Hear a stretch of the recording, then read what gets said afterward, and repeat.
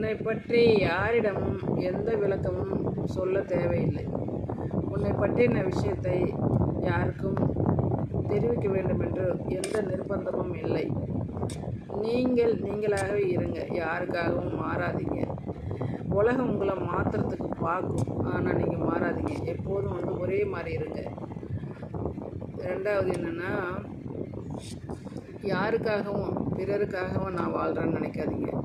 அடுத்தவர்களுக்காக என்ன சொல்லுவாங்க, அடுத்தவங்க என்ன சொல்லுவாங்க, பக்கத்து வீட்டுக்காரங்க என்ன சொல்லுவாங்க, ஃப்ரெண்ட்ஸ் என்ன சொல்லுவாங்க அப்படின்னு சொல்லி நீங்கள் எதையுமே கவலைப்படாதீங்க. அப்படிலாம் கவலைப்பட்டீங்கன்னா உங்கள் உடம்புக்கும் உங்கள் மனசுக்கும் தான் பிரச்சனை அதிகமாக வரும். இப்போ 40 வயசுக்கு மேலே நீங்கள் இதெல்லாம் நினைக்க போனீங்கன்னா மருந்து மாத்திரை இதெல்லாம் நிறைய தேவைப்படும். அதனால் தயவுசெய்து மருந்து மாத்திரை இல்லாத வாழ்க்கையை வாழணுன்னா மற்றவர்களை பற்றி நீங்கள் கவலை கொள்ள தேவையில்லை.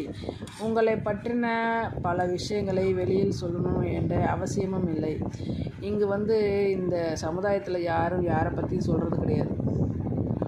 அவரவரை வேலையை அவரவர் பார்த்துட்ருக்காங்க. நம்மளை பற்றி அவங்களுக்கு நினைக்க நேரம் கிடையாது.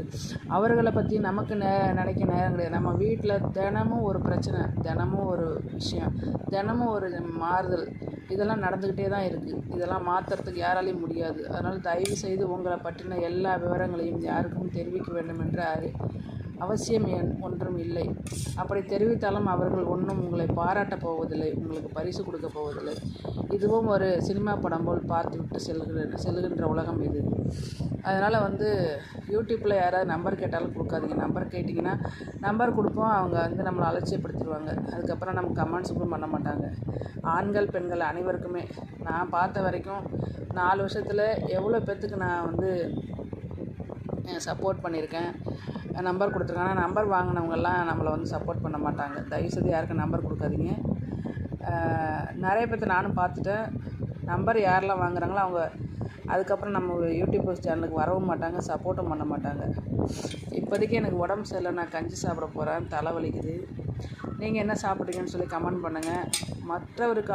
மற்றவர்களுக்காக வாழ்வதை விட்டுவிட்டு தனக்காக வாழ வேண்டும் என்ற நினைப்பு இருந்தால் நமக்கு மருத்துவ செலவு மிஞ்சும், மனவலியும் மிஞ்சும். உறவுகள் ஃப்ரெண்ட்ஸ் எல்லாம் சும்மா ஒரு இதுக்கு தான்.